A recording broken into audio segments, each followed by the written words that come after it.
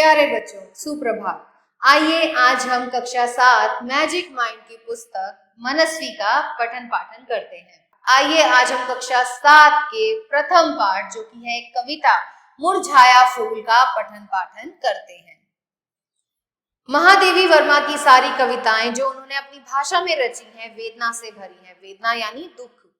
उन्हें वेदना से स्वाभाविक प्रेम है। प्रस्तुत कविता में पुष्प का मानवीकरण किया गया है, मतलब पुष्प को मानव की तरह ही उन्होंने अपने कविता में प्रस्तुत किया है। पुष्प दूसरों पर अपना सब कुछ लुटा देता है, किंतु उसके सूख जाने पर कोई अब उसके प्रति अनुराग नहीं रखता। अनुराग यानी प्रेम नहीं रखता। तो आइए बच्चों इस कविता को पढ़ते हैं। था कली के रूप में शैशव अहो सूखे सुमन, हास्य करता था खिलाती अंक में तुझको पवन। खिल गया जब पूर्ण तू मुंजल सुकोमल पुष्पवर, लुब्ध मधु के हेतु मंडराने लगे आकर भ्रमर। तो यहाँ पर महादेवी वर्मा पुष्प से बातें करते हुए उसको वो जो मुरझाया जमीन पे पड़ा हुआ है उससे बातें करती हैं और उसको कहती हैं कि जब तू कली के रूप में था, तू एक बच्चा था। कली के रूप में एक बच्चा, शैशव मतलब बच्चा। अहो सूखे सुमन, ओ सूखे सुमन, जो आज तू धरती पे पड़ा है। तू तेरी शुरुआत कैसे हुई थी? तू पहले एक कली बना था, कली से तू एक सुंदर फूल। जब तू कली के रूप में था तो सारी की सारी प्रकृति जो थी वो तेरे से उल्लास करती थी, हास्य करती थी। खिलाती अंक में तुझको पवन, अंक मतलब गोद में, तुझे पवन अपने हल्के फुल्के झोंकों से खिलाती थी, अपनी गोद में खिलाती थी।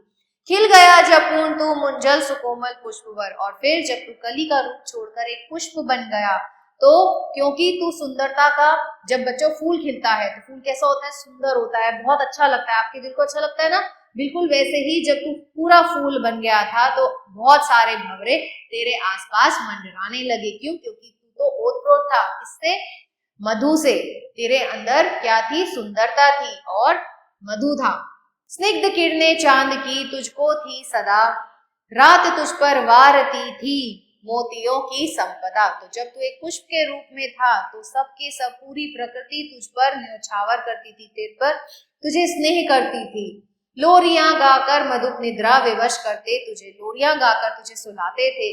यत्न माली का रहा आनंद से भरता तुझे, और माली हमेशा यही यत्न करता था कि तू एक सुंदर फूल के रूप में खिलकर उसके बाग बगीचे को की शोभा बढ़ाए। कर रहा अटखेलियां इतरा सदा उद्यान में, अंत का ये दृश्य आया था कभी क्या ध्यान में। तो कहती है तू तो अटखेलियां कर रहा था बगीचे में, सोच रहा था कि तुझसे सुंदर कोई नहीं है, तू रस से भरा हुआ है कि भंवरे तेरे आसपास मंडरा रहे हैं, तितलियां तेरे पर रस को पान करने आ रही हैं। अपनी सुंदरता से तू बाग बगीचे को मन भावना बना रहा था कि, लेकिन तूने क्या कभी सोचा था कि एक दिन तेरा अंत ऐसे होगा?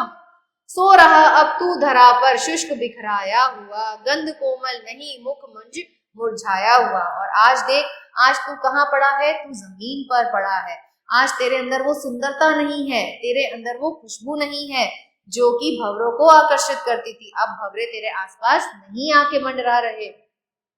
आज तुझको देख कर नाहक भ्रमण ढाता नहीं, लाल ना राग तुझ पर प्रात बरसाता नहीं।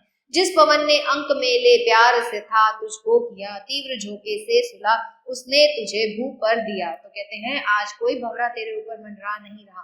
तूने अपनी सुंदरता, अपना रस, सब कुछ दुनिया को दे दिया।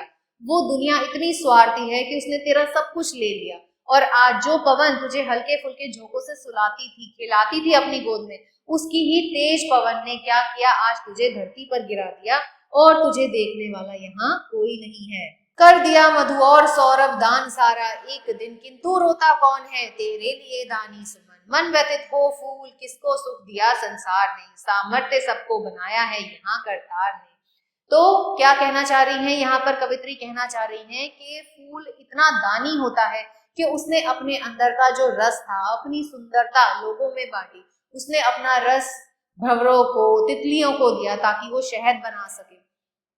लेकिन आज जब तेरी ये दशा है तो कोई तेरे ऊपर रोता नहीं है। तू भी मत रो। क्यों? क्योंकि ये तो दुनिया का नियम है। दुनिया, जब तक आप दुनिया के लिए कार्य कर सकते हैं तब तक ही दुनिया आपको पूछेगी। संसार बहुत स्वार्थमय है, सबके अंदर स्वार्थ है। जब तक आप दुनिया के काम के हैं तब तक आपको पूछा जाएगा, उसके बाद जब उनका काम निकल जाएगा तो आपको कोई नहीं पूछेगा। यही कार्य तेरे साथ हुआ है, इसलिए तुझे रोने की आवश्यकता ही नहीं, ये तो नियम है दुनिया का। और ऐसा ही बनाया है दुनिया को करतार ने, करतार मतलब ईश्वर ने। विश्व में है फूल तू सबके हृदय भाता रहा, दान कर सरस्व फिर भी हाय हर्षाता रहा। जब न तेरी ही दशा पर दुख हुआ संसार को, कौन रोएगा सुमन हमसे मनुज निस्तार को।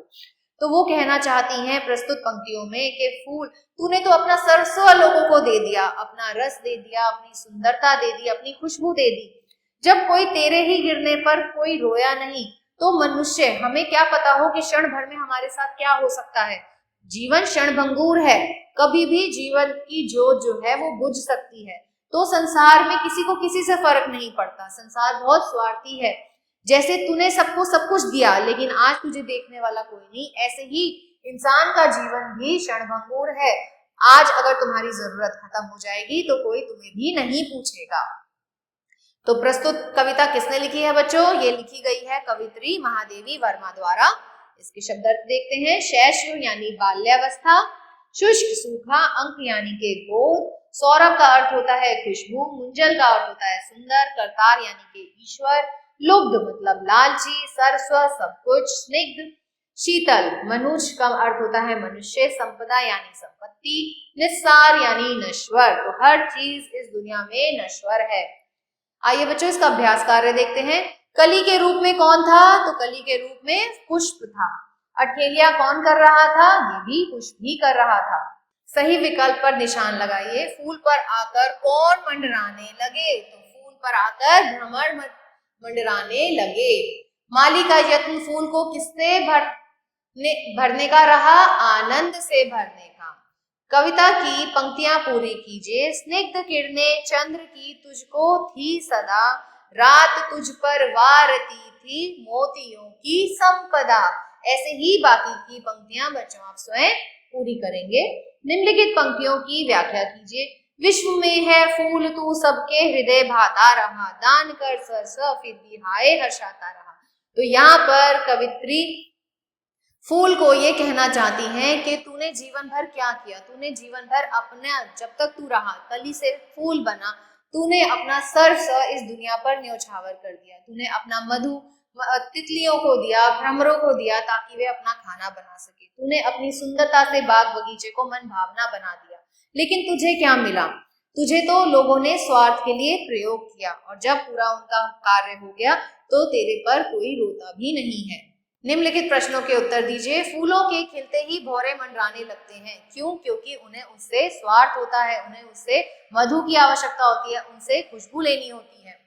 फूलों को कौन दुलारता रहा और कैसे? फूलों को दुलारता है चंद्रमा। चंद्रमा उस पर अपनी रोशनी बरसाता है। प्रकृति जो है फूलों को दुलारती है। मुरझाने के बाद पुष्प की स्थिति का वर्णन कीजिए। आज वही पुष्प जो पूरे प्रकृति को अपने सौंदर्य से भर रहा था, वह आज धूमिल हो गया है, धरती पर पड़ा है और कोई उसे पूछने वाला भी नहीं है। संसार को स्वार्थमय की संज्ञा क्यों दी गई है? क्योंकि संसार हमारे से तब तक ही प्रेम करता है जब तक हम उनके लिए कार्यशील हैं, जब तक हम उन्हें कुछ दे सकते हैं। जब हमारी उपयोगिता खत्म हो जाती है तो संसार हमें पूछता नहीं है। आशा करती हूँ यह कविता आपको अच्छे से समझ आई होगी।